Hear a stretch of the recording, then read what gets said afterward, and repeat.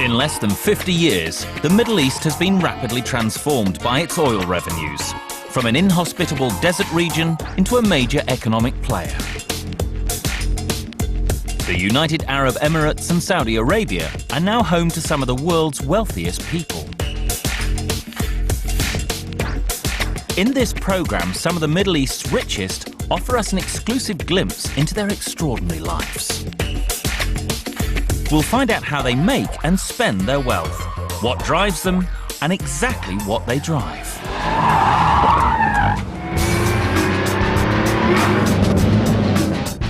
We meet four very different men with a shared desire for success.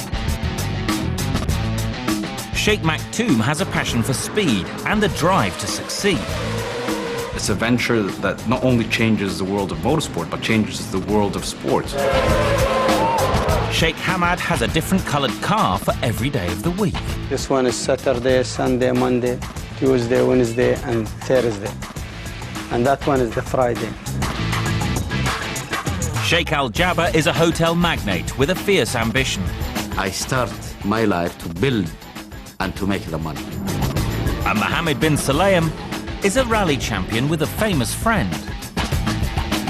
And a $10 million car collection. Believe me, I'm not super rich, but I enjoy it. I spend the money that I have.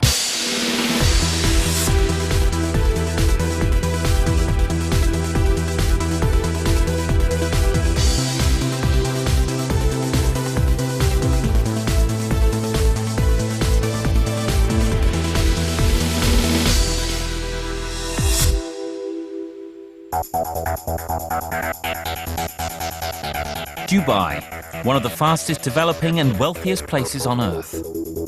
Determined not to be dependent on its oil reserves, this emirate has set out to reinvent itself as a major player in tourism and the business world.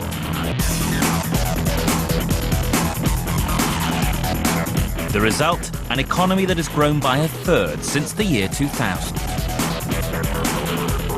Amongst Dubai's most well-known landmarks is the world's tallest hotel, the Burj Al Arab, often called the Sail.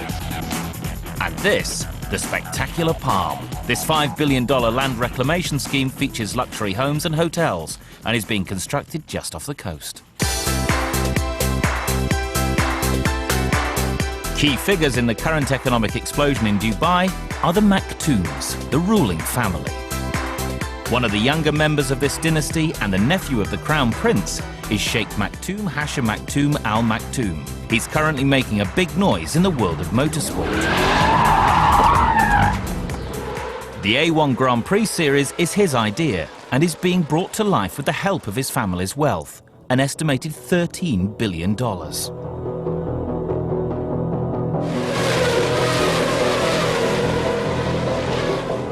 At the age of just 28, the Sheikh decided to turn his love of motorsport into a business. His vision for the A1 Grand Prix, known as the World Cup of Motorsport, is to rival Formula One. The A1 series features 25 drivers from 25 nations, each racing identical cars. It is a race between countries rather than individual drivers.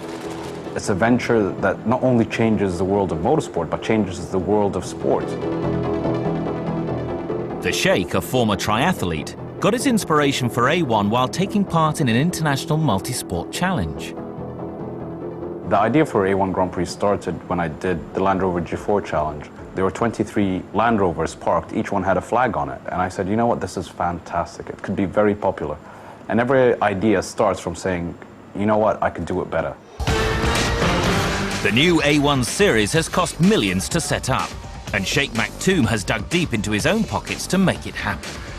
To finance the whole project, I mean, you wouldn't be far off if you say $300–400 million easily.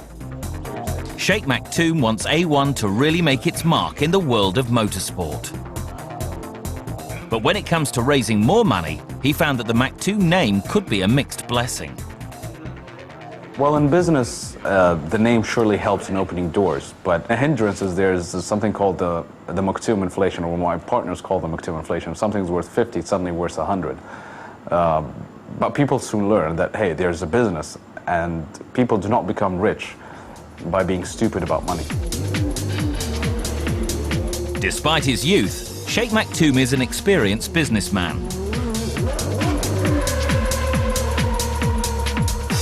After working for his father in finance, he became CEO of a family company, selling everything from DVDs and denim to oil. I managed to make him a lot of money in a very short span, which was a great foundation for me. Then from there, I mean, basically mortgaged everything I have to establish A1. Setting up the A1 series is a huge risk, and its demands mean the Sheikh works 24/7 to get it right. A typical day is waking up with your phone not stopping. You have to wake up at all different times of the night and day to work in different time zones. You sleep 3-4 hours a day and you don't stop. He might work hard, but he plays hard too. He's been racing cars for years. Of course I love to drive, but it's a hobby. This is a Caterham R500. It's faster than any Ferrari. This is the GT40 Ford, which is my first super sports car I ever bought.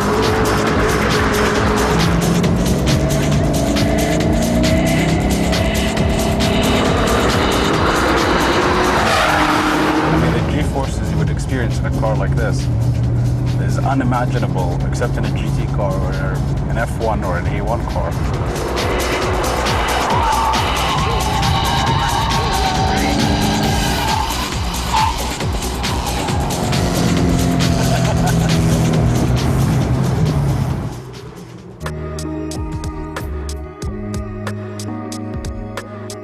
In one of the most expensive areas of Dubai, construction has been underway for 2 years on what will be Sheikh Maktoum's new home. Just the place to garage a few of those cars.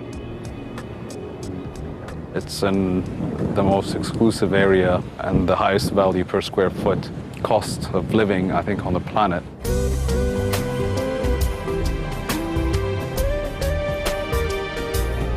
Very big grounds, and it's not cheap to build.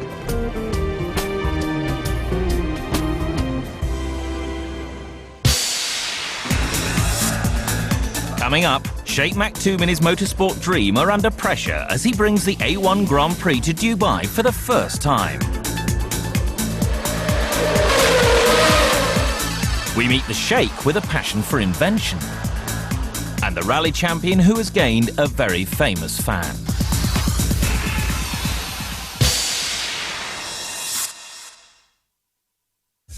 Sheikh Hamad bin Hamdan Al Nahyan is one of the wealthiest men in the United Arab Emirates. He's also one of the most unusual, known to some as the Rainbow Sheikh because he has a different coloured car for every day of the week. He's a member of the oil-rich Al Nahyan family, who have ruled Abu Dhabi for over 300 years. Sheikh Hamad's cousin is the president. This makes him super rich. His family are estimated to be worth more than $20 billion. With time on his hands, no need to work, and a limitless amount of money, Sheikh Hamad has become one of the world's biggest spenders. We never put money in the bank. What we get, we spend it. We get, we spend it. But he likes to spend it in enterprising ways. He's best known for his eccentric constructions like this, a replica of Noah's Ark that he built for his children to have birthday parties in. Sheikh Hamad's main home is this palace in Abu Dhabi, which he designed himself.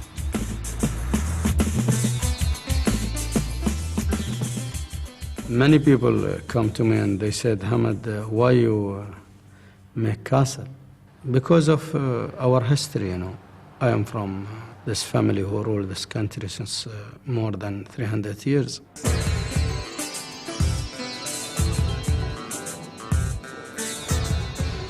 So here the lounge. Inside, he has installed some special touches for his guests and family in the lavish communal lounges. This is where we sit normally and we meet our people. This is from British Airways. We have the mirror, we have the TV, telephone, and this is a speaker and the wash basin. Sheikh Hamad spent 30 years serving in his country's armed forces. But since retiring 7 years ago, he has led a life of luxury. I have in my work who only served me is more than 200 people, and sometimes I feel shame. I think I'm lazy. I don't work. I don't go to the office. Most of the things they tell me by telephone, or maybe they bring some paper to sign.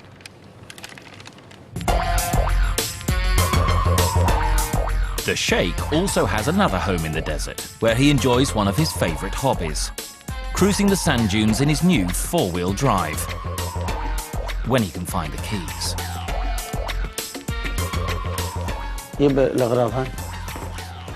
Okay, we'll go now. This is a Hummer, an American military-designed vehicle, but it's not just any Hummer. This Hummer is, they call it Alpha, and it's limited edition. They build only 300 of them, and there are only 2 coming out of America.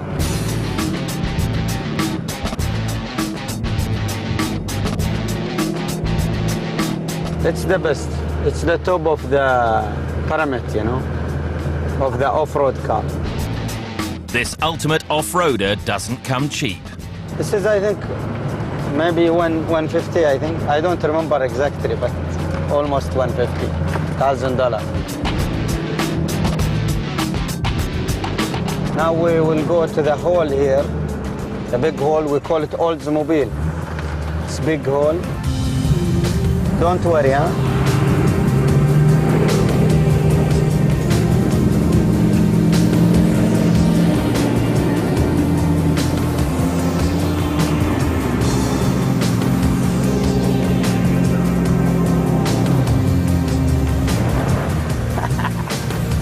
But Sheikh Hamad finds that even top-of-the-range cars can sometimes come a little unstuck. I think we're stuck really, because I must be quick going up, not stop in the middle. Hummer, it's because of the long wheelbase. This is one of the problems. But it's the best. But this is my mistake.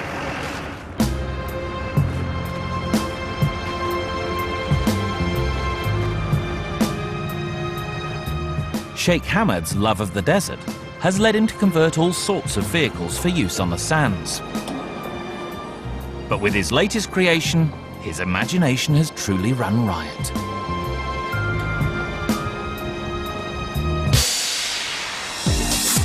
Fast-growing Dubai is keen to attract international sporting events, but it already has one very famous race. The Emirates is home to the $6 million Dubai World Cup, the world's richest horse race. Sheikh Mohammed, head of the Maktoum family and the ruler of Dubai, is one of horse racing's most influential figures. He has a stable of 400 horses and recently spent $42 million on 27 horses at the Keeneland Sales in Kentucky, USA. For one yearling, he paid $6.8 million.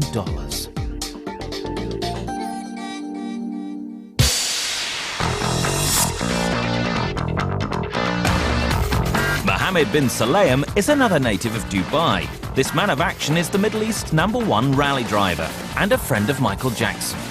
He lives in unparalleled luxury and has a collection of supercars valued at over $10 million.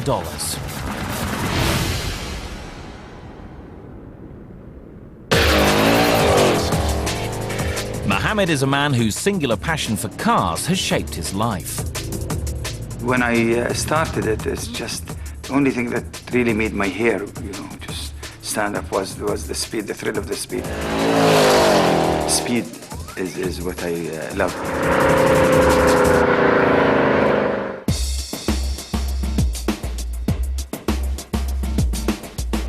Since the 1980s, Mohammed has dominated the world of desert rallying.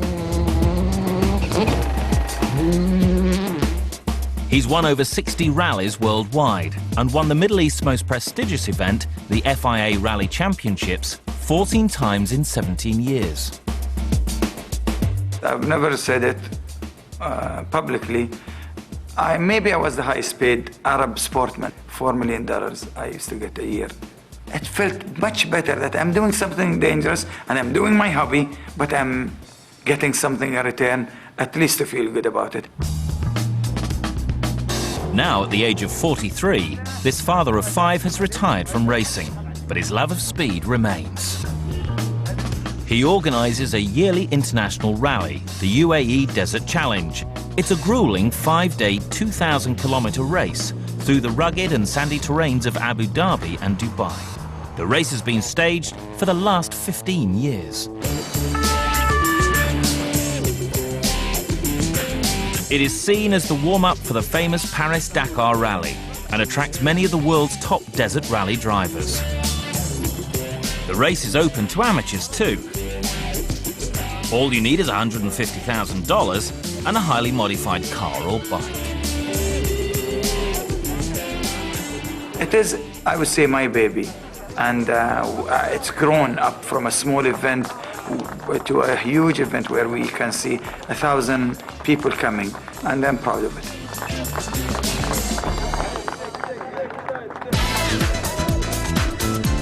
Mohammed's success has brought him many admirers from the world of entertainment, including Michael Jackson. Yes, I am proud to have his friendship. He's a very humble guy. Jackson attended the 2005 UAE Desert Challenge Awards ceremony as a personal favour to Mohammed. He never said no. I would meet somebody with 10% of his fame, and they would say the first thing, no, or the second thing, how much if you want me to come there, you know? This guy did not say anything. He said, okay, it's a sport, Mohammed, I trust you.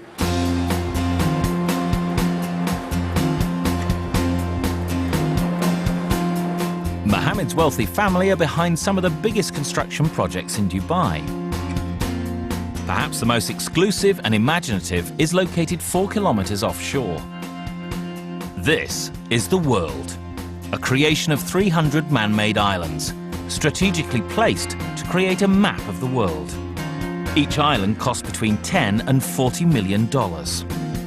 Rod Stewart is rumoured to have paid $25 million for England. And Mohammed has a potential buyer in mind for another island. Yes, I've been trying to convince Michael Jackson to buy a property here, and I will keep on doing it. But for Mohammed, it's motors, not money, that fuels his passion. Despite retiring in 2003, he still wants to go faster than anyone else. Driving is where I take everything outside, and it's just a feeling I cannot express. I took a car and went to the desert 2 months ago, and I was faster than the record time, and so it is good. It was a good feeling. Does this mean I will go back rallying? I would love to. I am bored.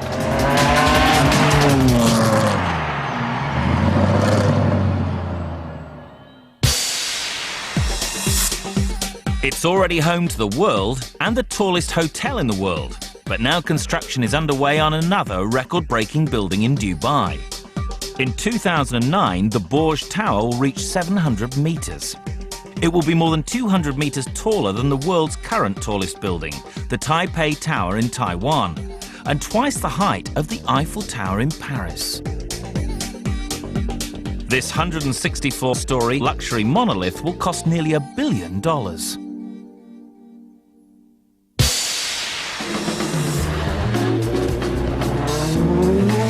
Sheikh Maktoum is the founder of the new A1 series, the World Cup of Motorsport. This multi-million-dollar enterprise is in its first season. The 6th race in the series is an especially important one for the Sheikh.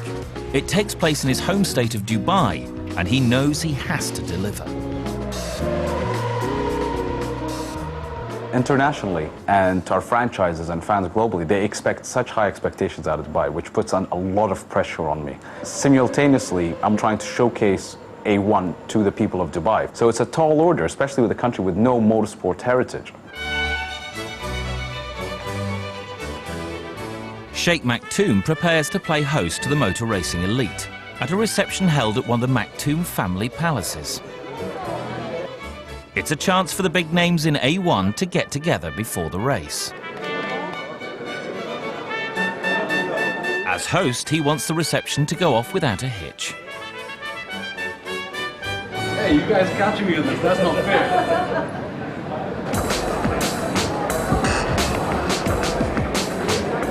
That works. No, you see, without this, it's like wearing jeans and a t-shirt. You put this on, you're wearing a suit. Sheikh Maktoum has managed to involve some of motor racing's top names, and it's clear that they welcome his involvement. He's very funny, I like him. He likes to race himself, which he does. And therefore it's logic that he starts his series and he tried the car himself.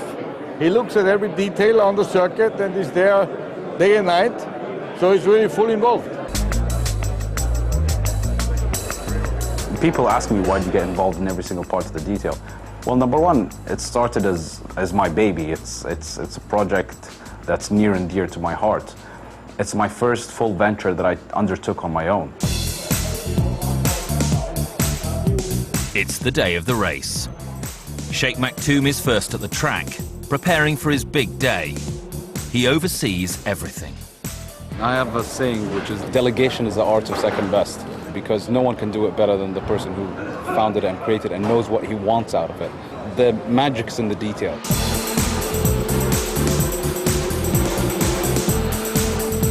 You don't stop in a venture like this. Sheikh Maktoum is here 100%. He is the first guy on the track and the last guy who goes out from the track. You can see him sometimes at 9, 10 o'clock in the evening, he's still here. He's an extraordinary person to be able to come up with this concept. I mean, we all think of concepts, but to bring it to a reality and have it exceed your expectations, I think is a fantastic effort. Sheikh Maktoum has this dream, and now it's real. It's happened. We are here. But the Sheikh can't relax, even though everything seems in place. Drivers are here, the teams are here, the promotion's ongoing, the fans are here. So it's looking great, and we're giving the fans a good show. It's the fans that count. The size of the TV audience is crucial to the success of the project. Sheikh Maktoum believes his idea of having 25 different nations represented in the race will attract new audiences to the sport. Why isn't motorsport as popular as football? Number one, accessibility. It's always been a European thing, a Western thing, a North American thing. But the rest of the world, that big gap in the middle, never had the opportunity to even partake. So creating that platform for them, suddenly there's a reason to go racing.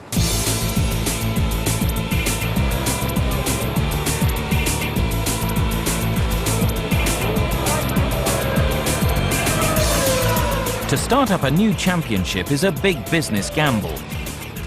So far, the viewing figures for the races in the first season are about 10 million.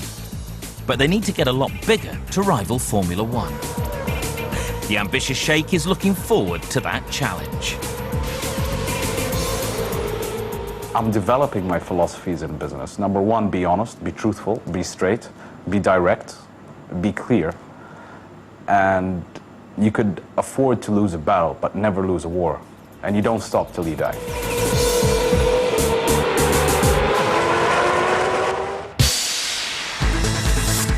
Coming up, Sheikh Hamad takes to the water in an unusual craft. And Mohammed bin Sulayem wants to go faster. I bought it a few months ago and it was not fast enough for me.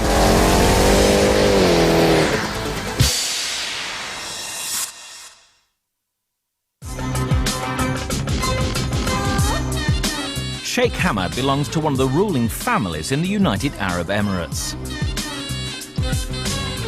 His oil-rich family are worth over $20 billion, which means he has little need to work. But with a creative brain and financial resources, what's kept Sheikh Hamad motivated is his fascination with making things. He's constructed an entire marina where, over the past 15 years, he has built a variety of creations. They range from a floating 3-bedroom house to this, Noah's Ark. Nobody knows how it looks like Noah's Ark, but we try our best to make it looks like the shape of Noah's Ark, what the people think about it. It's only 1/5 of real Noah's Ark, and it's like a floating house. In the future, we're going to divide it inside and make it maybe rooms. One of Sheikh Hamed's most innovative plans was his idea of turning cars into boats. Here we have the airboat, but I try to put a car in it, so we have a cabin for reduce the noise. He got carried away with amphibious vehicles. Every person have dreams and he like to do something, but he need two things. He need time and money. They have the time and they have the money. Sheikh Hamed's pride and joy is this car boat, which operates just like a car but is driven on the water. When he's not working on new ideas, he escapes to his own island. A short 50-minute hop by car boat, of course. This is an island which is almost 50 square kilometer, and it's island from my grandfather, and we have natural life here. We have the mangrove tree, we have all kind of seabirds, and we have the gazelle. And in the middle of his island hideaway, he's built himself a replica of an historic Arab fort.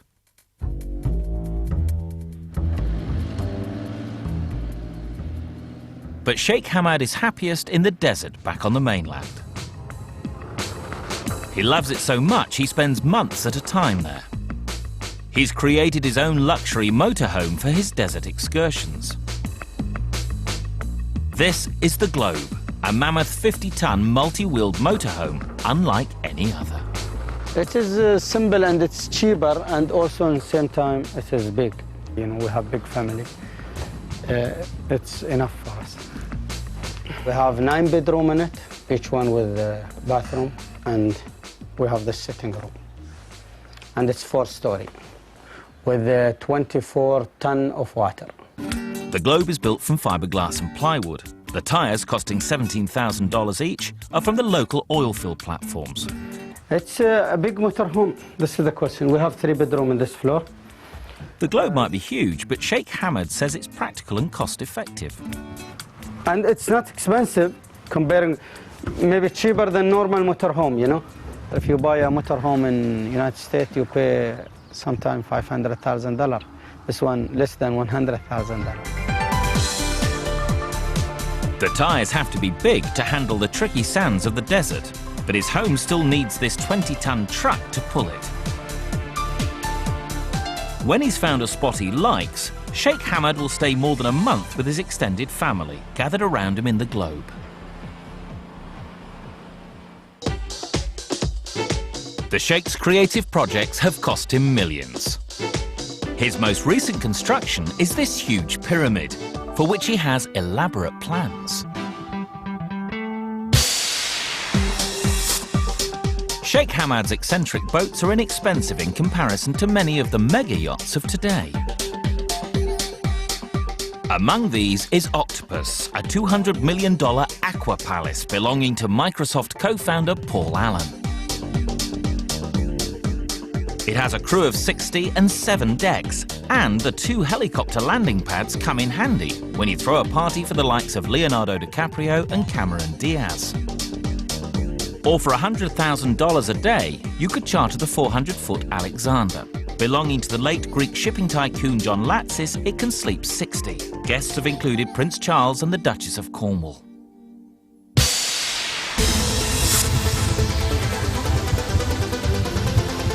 Mohammed bin Sulayem is the Middle East's #1 rally driver. In 2003, at the age of 41, he retired from the sport after a glittering 22-year career. He was the highest paid Arab sportsman in the 1990s, earning over $4 million a year. I mean, people think I'm super rich. Believe me, I'm not super rich. But I enjoy it. I spend the money that I have.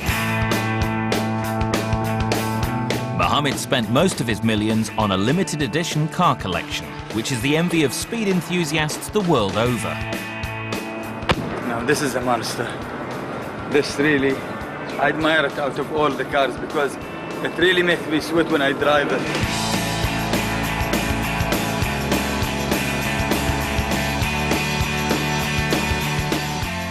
These super cool cars are worth over $10 million.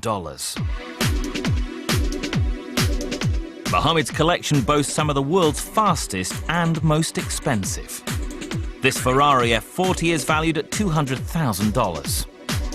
I think Ferrari just made a point of that they don't have to try very hard to sell their cars. I mean, if you look at it, there's nothing in it except an air conditioning. Then there's the Porsche Carrera GT, costing $400,000. Carbon fiber chassis, carbon fiber body. Lovely car. It's just a little bit hard on the traffic because of the clutch. Next, the Ferrari Enzo, one of only 500 made. Cost $1 million. It's the latest of Ferrari. A beautiful car, definitely tested by Michael Schumacher himself. Easy to drive, very fast. But the masterpiece of his collection is this limited edition Mercedes CLK GTR. How did they fit 2 seats in it? I mean, it's really an amazing achievement. But of course, you have to be so small. And you know, it doesn't fit for the fat people at all. It's very fast, unique. You can see the money. I mean, okay, it cost about $1.8 million. His latest acquisition is this Porsche GT1, costing $900,000. They made 19 out of these cars. I like the car very much. I drove it once in an open area, and it's so fast. I reached nearly 381 kilometers in it.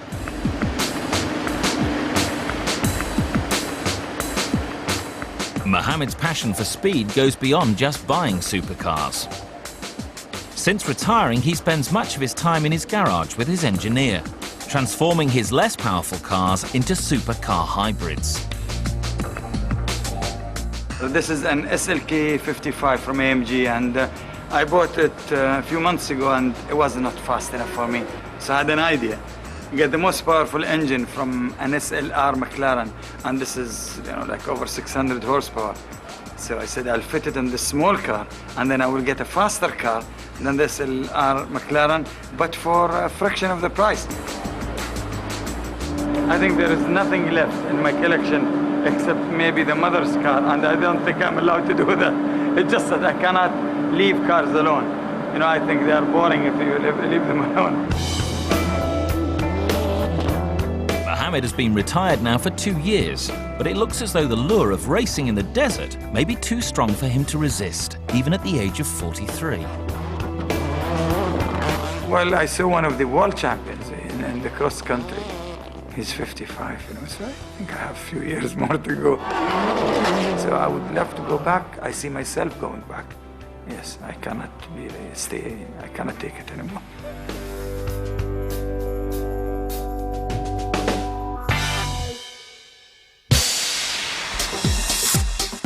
In Dubai last year, there were 5 million visitors. But the Emirate expects to cater for up to 15 million by 2010. The fast-expanding national airline Emirates, controlled by the Maktoum family, has been on an extensive spending spree to get ready. It recently ordered 42 wide-bodied 777 planes, worth $9.7 billion from Boeing. Also in place is a record $12 billion order for 45 of the mammoth Airbus 380s. These are due in service in 2007. Featuring shops, bars and lounges, the Airbus can seat up to 850 passengers.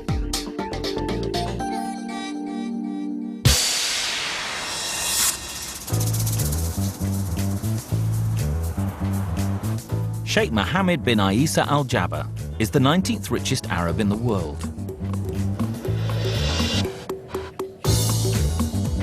Over the past 27 years, he has created a hugely successful luxury property empire in both the Middle East and Europe.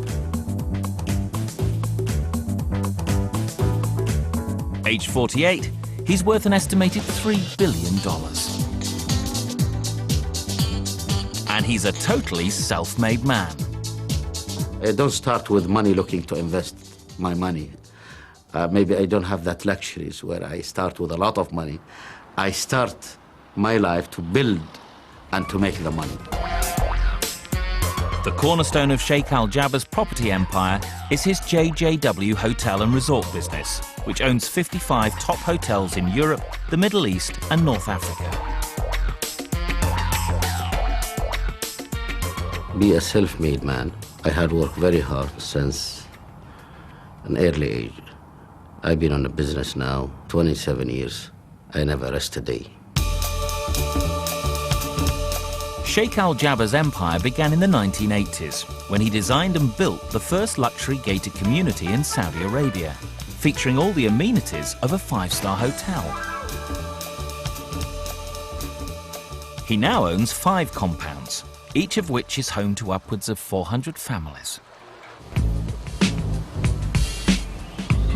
Sheikh Al Jaber's success saw him move into the European luxury property market. He owns a 5-star golf resort in Portugal. But the flagship of his hotel empire is the prestigious 5-star Hotel Grand Wien in Vienna, which he bought in 2002 for $107 million. It was not a lot for that hotel at all. It might be viewed that way. But the hotel today is the most successful hotel in Vienna.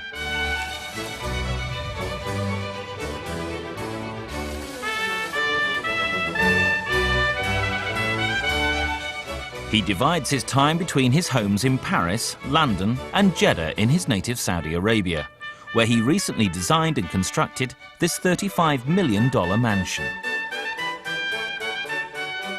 You know, this house has a mix between Italian and French.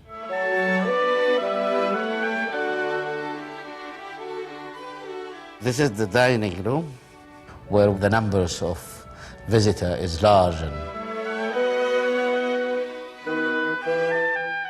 the second floor is the family bedrooms. This is my bedroom here. His lavish home is a far cry from his own modest beginnings. My family was very normal, you know, there are no such wealth I had inherited from them at all. For Sheikh Al Jaber, his family, and in particular his 3 children, are as important as his business. I get 2 daughters. The oldest is 20. The second one is 16. And my son now is 14. He is keen that his company will stay in his family. You know, at least my oldest daughter, she will be taking part of the business 3 years from now.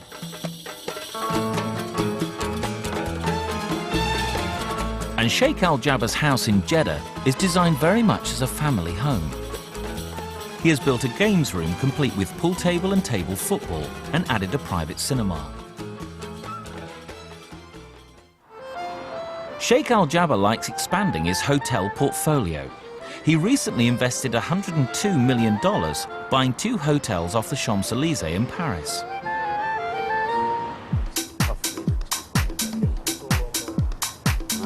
He is currently renovating one of them and is involved in every detail. The tables has to be bigger, another chair there, bigger chair here, and here is the... Here, this is terrace with private dining. With a private dining. You requested to have the TV set framed. Yes, but this looks bigger than it should be. This wall has to be removed. Good idea, yeah. And then you have the dressing room in corners. Easter is a deadline. Every day, you know, we are losing money but not opening that. Absolutely, yeah.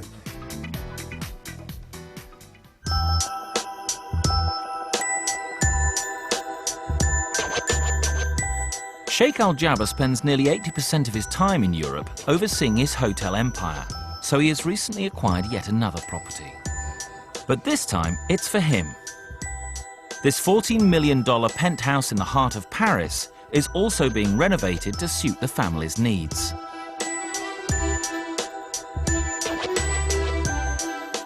This is the best view, I think, for the apartment. Seeing the Eiffel Tower, the cathedral, it makes you work without feeling tired. It makes you never feel tired of Paris. Sheikh Al Jaber plans to expand his business into North America and Eastern Europe. And he still finds his business as exciting as when he first started out. I never feel a day that I was tired of what I do. Maybe if I feel tired of what I do, I will gonna think to change my way of life, but not yet. Coming up, Sheikh Hamad unveils his latest project.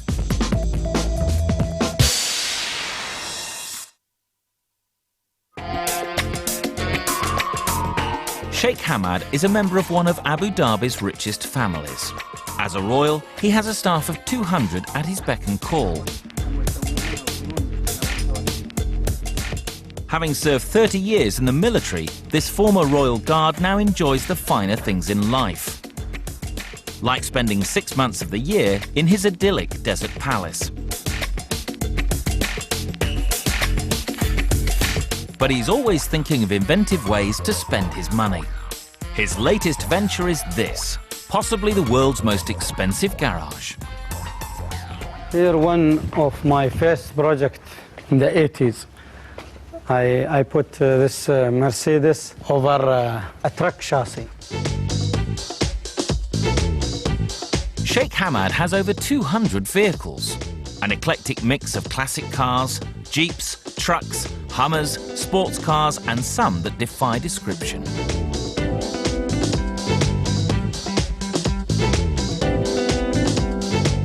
Many are his customized creations. He likes these historic Dodge trucks, so he builds them in different sizes. This one is 4 times bigger than this one in scale, but 64 times bigger in volume. Inside, it's actually another motorhome for his desert trips. The master bedroom on the 2nd story looks out through the windscreen. There's even a kitchen and guest bedrooms. Here we are in the balcony, big balcony. We kind of land a helicopter here. The most expensive car is that Rolls-Royce, the big one. Her Majesty, the Queen Elizabeth, when she was here in the 80s, she was in this same car. So we put the British flag there.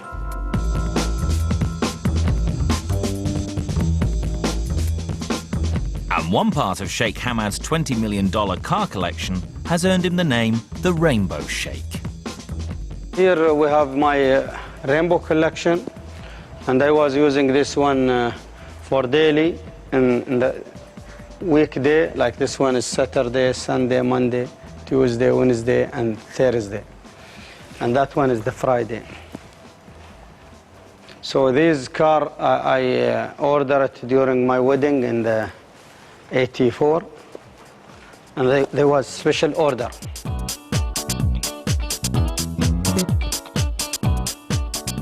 This is all the sedan here, or the 4 doors. And we have the Citroën, the old one, and the DS, the famous one. We have again Rolls-Royce here, and we have the New York taxi. Here we have the big truck, the one which pulling the globe. They use it for oil field, and it cost nearly $700,000.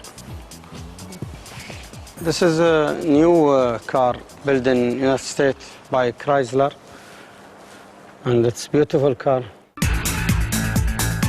In the coming months, Sheikh Hamad will open the doors of his car museum to the general public.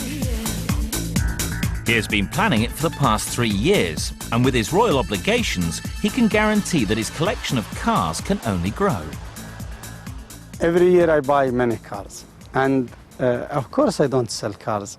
we are from royal family, and people wait for us to give them cars and give a free car, and not selling car. I never sell car. I cannot sell car.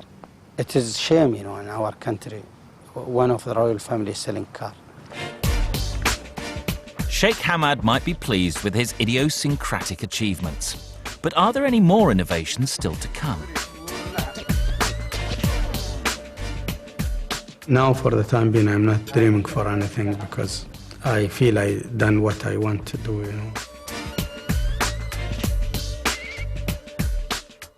I make all my dreams true.